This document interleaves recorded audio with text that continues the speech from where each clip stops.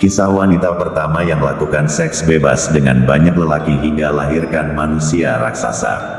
Unuk, putri Nabi Adam AS, mewariskan cerita kontroversial pada zaman manusia pertama. Unuk yang disebut perempuan pertama melakukan seks bebas. Dikisahkan Nabi Adam dan istrinya, yakni Siti Hawa, memiliki anak yang sangat banyak. Konon Siti Hawa hamil sebanyak 120 kali dan setiap kehamilan melahirkan anak kembar dua, laki dan perempuan. Maknanya, jumlah anak Nabi Adam adalah 240 orang. Tetapi, dari banyaknya anak Siti Hawa dan Nabi Adam, terdapat salah satu kehamilan Siti Hawa yang melahirkan anak tunggal. Anak itu bernama Unuk. Ia memiliki ciri yang unik, yakni dengan dua kepala. Sebagaimana kepalanya, terdapat masing-masing bahu, yakni kiri dan kanan. Kemudian ciri berikutnya, Unuk memiliki 20 jari tangan, yakni telapak tangan masing-masing 10 jari. Dia memiliki kuku yang panjang dan bengkok. Diriwayatkan, Hawa dengan jiwa keibuannya, tetap merawat Unuk hingga si anak dewasa.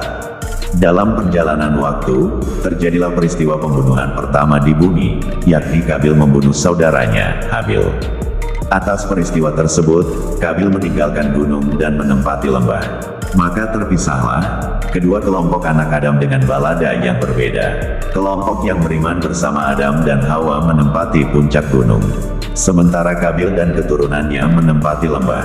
Hawa memperlakukan anaknya sama, termasuk Unuk. Ia merawatnya agar menjadi manusia beriman dan bertakwa kepada Allah SWT. Itu menjadi ciri keturunan Adam yang mendiami puncak. Sementara yang senang melanggar perintah Allah menempati lembah. Saat beranjak dewasa, Unuk bergabung dengan Kabil di lembah. Hal ini terjadi setelah Nabi Adam AS wafat. Di lembah, Unuk bertemu dengan banyak laki-laki. Dan disitulah Unuk mulai kecanduan seks bebas. Ia banyak menggauli laki-laki dan setiap berjumpa dengan lawan jenisnya, ia melakukan hubungan intim. Sehingga tanpa disadari, ia mengandung tanpa tahu siapa ayah anak yang ia kandung. Diceritakan, Unuk bukanlah wanita yang memiliki paras cantik. Bahkan ia bisa disebut buruk rupa. Namun, Unuk mempunyai ilmu sihir yang membuat lelaki terpedaya. Ia bisa menaklukkan tiap lelaki yang dikehendakinya. Unuk akhirnya melahirkan anak lelaki bernama Wajalias Aujalias Wai atau sebut saja Auj bin Unuk. Nasabnya ibu karena tidak mereka ketahui siapa ayahnya. Siti Hawa sedih atas lelakuan putrinya itu.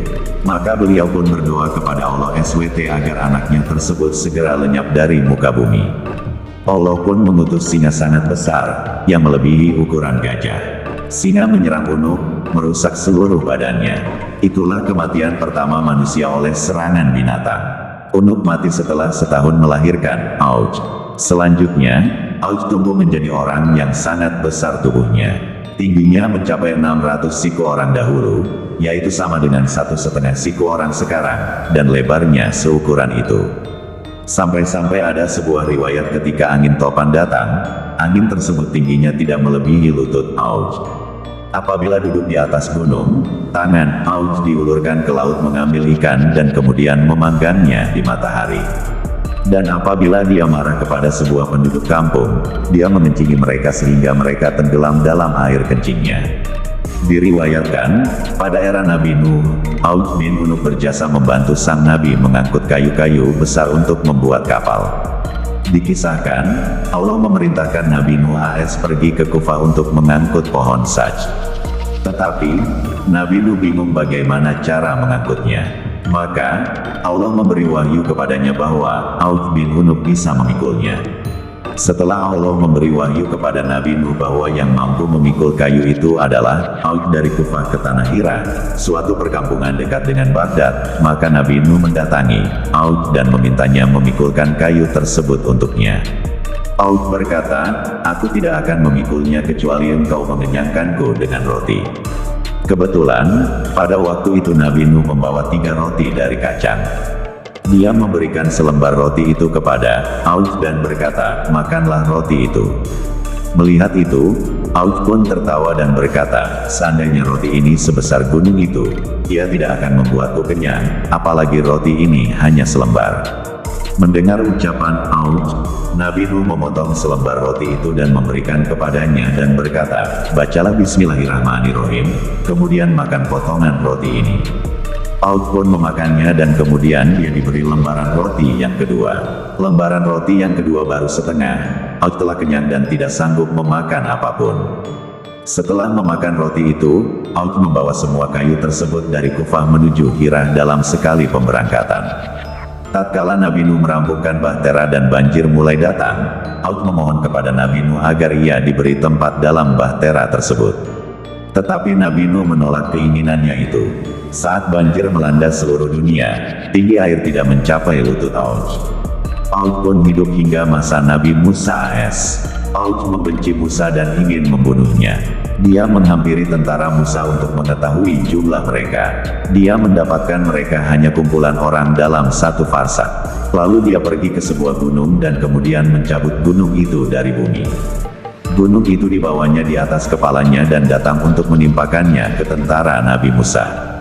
Saat itu, Allah mengutus burung hudhud yang paruhnya diciptakan dari besi.